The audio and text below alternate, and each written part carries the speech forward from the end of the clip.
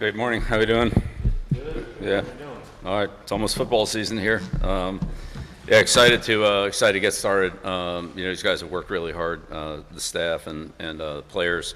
In terms of the off-season program, their conditioning and all that. So we're excited to get out on the field. We've got a couple days here of acclimation, so it'll be. Not our full training camp practices yet, but it's just part of the process, and give everybody a good opportunity to get acclimated both on the field and with their teammates, communication, adjustments, things like that. We have a lot of new players, 40, a little over 40 from the spring, and 70 guys that weren't on last year's team. So, it's a lot of new people to get. Up to speed again in terms of communication, just kind of the way we practice, techniques, things like that. But coaches have done a good job of closing that gap, and so we're excited to get out on the field and see it start coming together. So that process, as I said, will start today, and we'll build through the acclimation period, and then really get rolling into it next week. But I think these steps are, the ones that obviously we need to take and that are required, and so we'll be in compliance with them. We'll start right here in the center. Andy Jones, starting 24/7. So, Benny. Among the new things that you've had to deal with this year, now you have a training camp in which you won't be able to see your team against somebody else. That's obviously different for you. Is there something you can do to approach it that way, where you can learn as much as you can without having that benefit of seeing them against somebody else? Because the first game was the first live action, essentially.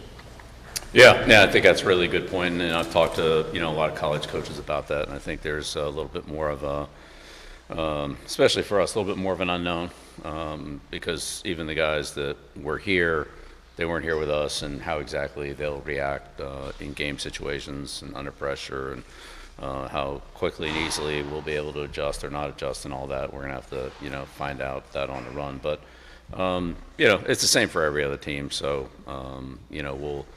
we'll work against ourselves to a point, and then at some point we'll start doing some of the things that we'll see from our opponents. Starting with TCU, and that's what we do is a little bit different than what some other teams do. But we need to work on what we need to work on, and then we'll transition into a game week. Second quick question: do you get excited anymore? And are you excited right now? Yeah, it's great. I mean, we spent a lot of time, Mike and I spent a lot of time along with the scouts and the coaches of putting the team together, team building. That started with the wrap up of the 25 recruiting class, then the early portal in January, then a couple of late 25 add-ons who have come, and then obviously the spring portal. And we're still, transitioning through one or two guys here, at the end of the roster. So to see all those guys come together, to see the players who are here train hard and make significant improvements in their strength, explosion, and speed.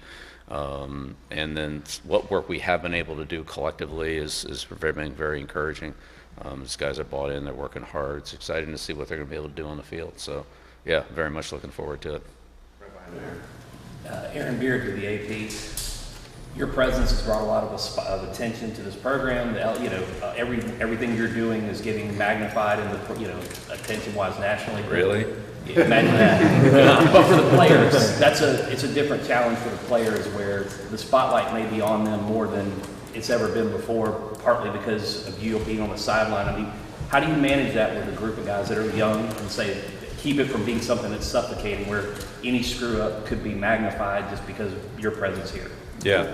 Well, I mean, again, regardless of, and I appreciate where you're coming from on that, but honestly, for all of us, it's control what we can control. Whoever's here or isn't here, that's out of our control. We have a job to do. We have a lot of work to accomplish, and we need to come together and build our team, both on and off the field, our chemistry, our communication, and of course our execution on the field. And so that's our biggest challenge, and what's external is external, and honestly, a lot of it's just noise.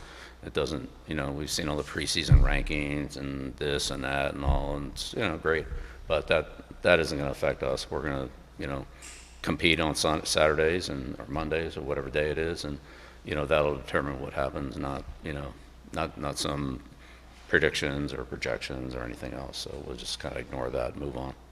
On the right, Brian. Brian Murphy with WRL. How did you handle the back end of the roster as far as the designated student athletes? How many scholarships you gave out? Did you get to the 105 or are you above that? And then secondly, what have you seen out of Max Johnson and just the way he's attacked sort of the recovery from that gruesome leg injury? Yeah. Well, we'll start with Max first. Max has done a great job, worked really hard. He's made a tremendous amount of progress throughout the process, but really it's that last, call it 20% between not being able to play and really being ready to play and ready to start training camp, which is where he is now. So he's going to start out there. But he didn't take any meaningful snaps in the spring. He worked out on his own. He threw some routes, but he wasn't involved in any team drills. So it's a big jump for him in terms of what he's able to do, although I think the progression is very gradual. It's 1% at a time, 1% at a time, but at some point, he's crossed that threshold, and so he'll be ready to participate out there with all the other players. Sorry, my memory. Back end of the roster. Oh, yeah, yes. So that's a great question. It's still a little bit of a work in progress. Our scholarships will be under 105. We do have the grandfather clause or rule in where the players that were walk-ons last year get grandfathered in, and so us, probably like most every other college team, will be actually over the 105 with those grandfathered players on. We have some players who are not on scholarship who would be under, let's call it the 105, and obviously most of them will be on scholarship, but there are some guys that are kind of in that gray area. Maybe they can earn a scholarship depending on what their role is and so forth. So from a numbers standpoint, we're in good shape. Like we're not going to have to release players to get to the 105. We already kind of did that in the spring, which was a difficult decision to make. But I think most of those players ended up at other schools, and we'll be playing this fall. So I do think it kind of worked out for them, and that they're in a situation where they'll have a chance to play. But we're not really going to be restricted on the roster size this year. I think it'll probably be something we'll have to work on next year, but for this year, we're actually under it. Thanks. Yeah. Love those bottom of the roster questions. I mean, a lot of people let that stuff go, but honestly, those are important decisions. Some of those players eventually are going to end up helping us. I mean, I just know that's the way it's going to work out. So, to me, those players are just as, I don't know if they're just as important as the top 10, but they're going to be factors on our team and have roles. So, we're constantly trying to make sure we, from top to bottom, do the best we can. Sorry. Yep. Last row on the left. Yep. Adam Smith, Inside Carolina. Hey, Bill. Adam. Just wanted to ask you about Freddie Kitchens and him running the offense, installing the offense, and just what that sort of process looks like. You're known as a guy more for defensive side of the ball things in your career. Just what does that look like with him? Putting together this offense, how much input have you had on what you guys want to run offensively and just sort of that collaboration? Right. Well, look, I would just say throughout my career, certainly as defensive coordinator, that's definitely been my role. But as a head coach, I've always tried to be involved in every aspect of the game, whether that's offense, defense, special teams, our strength program, our conditioning program, our off-the-field education of the players, and so forth. I think it's important for me to, be a part of all the things that we do and to add emphasis to the players and the coaches or whoever's responsible for those areas. So, whether it's with Mike on special teams or Freddie or Steve, they have a lot of responsibility for the areas that they have. There's no question about that. But, from a team standpoint, I want to collectively put together the best plan and the best role for our players, which sometimes they overlap a little bit. And so in order to do that, I kind of have to, be a part of all of it. But in terms of Freddie, Freddie's very aggressive coach, wants to, have a physical team, physical running game, physical presence on offense. We just don't want to, run backwards on every play. Like, we want to be aggressive, and we have, we think we have the players to run that type of offense. I'm sure we're going to have to modify it a little bit. We have good depth at quarterback, and so we'll see how it all plays out. But, Freddie has a lot of experience, spent a lot of time in the NFL. He spent a lot of time in college football. And it's been honestly very helpful for him, for me, that the fact that he was here the last couple of years. So, he has a lot of experience and perspective on some of the things that were done, well, that we can build on, maybe some things that we're changing, how that change might affect, just a relative to what's happened in the past. So he's been a great help, and I don't want to say addition because he was here. We're actually the addition, but for me, he's a great addition to my staff. Second row on the left.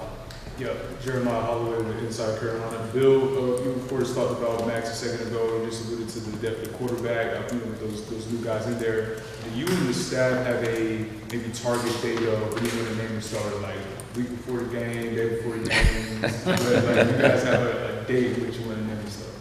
Yeah, I mean that's a great question. We don't have a specific date. I think the time will be when we're sure.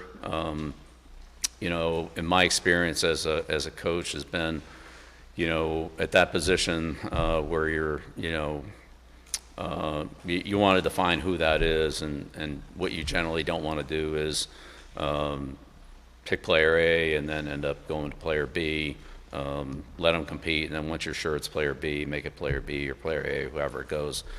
So I think once we're confident that we know who has earned that spot, because that's what it'll be. It's not us picking them. It'll be that player earning it. Then we'll decide on that. If it's clear-cut, then that player will be the player. If it's not clear-cut, maybe the competition will continue into the early part of the season. And I've done that before more at other positions than quarterback, but it could also be a quarterback where, we'll see how it goes in the early part of the season. And if the performance, again, whoever earns it is going to be who gets it. That's the bottom line. Nobody's entitled to it. Nobody's going to be given anything. The player who plays the best and earns that playing time will get it. And I don't know who that's going to be. That'll be up to them. But it would certainly be good to have that done before the first game, and maybe even 2 weeks before the first game. The sooner the better. But it's better to make the right decision than a quick decision. So that's what we'll try to do. But that's one of the key questions we have to answer. We have time for a couple more. Back center. Rod Baxley, Fayetteville Observer. Bill, with so many unknowns and new players, what does the preseason checklist, so to speak, look like as far as progression throughout these next few weeks, the tackling plan and all that stuff? Yeah, the biggest thing is evaluate the team. That's what we have to do, evaluate the team. We sort of have an idea of what the players who are here that were here in the spring can do.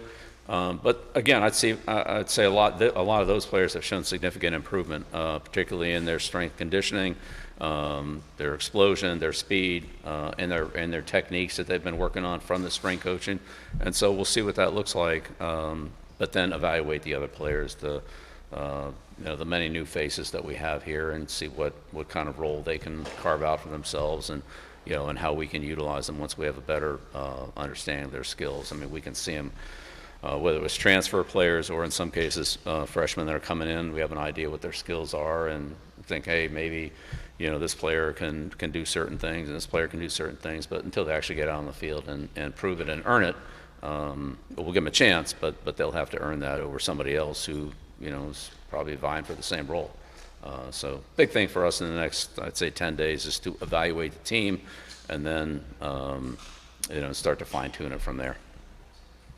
Front row. Grant Sasher, Victorious on SI. Your resume speaks for itself when it comes to evaluating talents at the highest levels, but when you're assessing high school athletes, players who are developing physically, mentally, and fundamentally, what makes that process more challenging in evaluating college and college transfers and high school athletes, but also are there any specific indicators that you look for when it comes to evaluating? Yeah, you pretty much hit all the issues right there.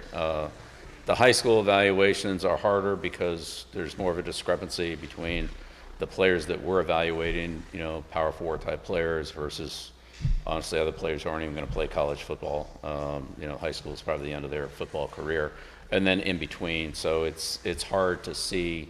Sometimes it's hard to see what the level of competition is. Of course, you can see a kid in person, which we had approximately 4,000 kids on campus in our 7-on-7 camps and in our individual camps. That's helpful, or to go see the player actually practice at his high school, or games in the fall, which we didn't do last year, but we could do some of that this year. So those things are helpful, but the best evaluations when they actually get on the field and do our stuff against our players. The college out evaluation, I'd say, is a little bit easier, similar to the NFL free agency, where you can see guys playing at a competition level that's more similar to ours. In some cases, there are guys that are going to play up, but in other cases, not. We have a couple of guys from Penn State and Florida, places like that. So that's a pretty good competition right there. But we have some other players that have transferred in from, let's say, lower levels. So that's a little bit more challenging, but again, it is what it is, and we have the same opportunity everybody else does. So we're watching the same high school film that every other school's watching. We're watching the same college transfer film that everybody else is watching, and really it's up to us to make the right evaluation for us and how a player fits for us, how he fits for another team, and their system could be two different things. We have to do what we feel like is best for the development of our team, and that's just not his on-the-field play, but also the other components that he brings, his work ethic, his leadership, his toughness, and so forth. So it's challenging. I say the biggest challenge of all that is just the volume. We're talking about like several thousand high school players. You weren't looking at several thousand players in the draft. And then you have the portal players, which is another couple thousand, and you weren't looking at a couple thousand free agents in the NFL. It was whatever the number was, it usually boiled down to, somewhere in the double digits. So the volume of players is a lot greater than what it was in the NFL. Kind of piggybacking off of that, you added Gio Lopez and Andrew Simpson in that spring portal window. Were you looking to fill specific holes in the spring portal window? How did you evaluate those guys versus what you already had on your roster, and was it different than maybe in the first portal window where you're trying to fill the team? Yeah. No, I think you hit it right. I think the first portal we're just trying to find guys to fill the team. The second portal, we're looking for good football players, and we felt like any position, if the player wanted to come in and compete, and we thought he was a good player, then this is the right spot for him. And we'll give everybody an opportunity to compete. Through the course of my career, we've had many free agents, low-round draft choices who not only competed and earned playing time, but some became some of our best players. So players that want to come in and compete and have shown enough skill, we'll take those guys, and we've taken plenty of them. We'll see how they do, but those are kind of the two things we're looking for. Anybody who's walking in here feeling like, well, I'm going to be starting this or that, I'm entitled to this, and I mean, that's not really the way it's going to work. They're going to have to earn it. But if they want to come in and earn playing time and earn a roster spot and play at Carolina and play in the ACC and get that kind of profile, then we'll give it to them and we'll see what they can do. Whatever they get, they're going to earn. We're not handing out anything. Just like nobody's handing out wins in this conference. You're going to have to go earn them. We're going to have to earn our spots on the field. All right. Thanks a lot. Appreciate it. Thank you. All right. See you out there.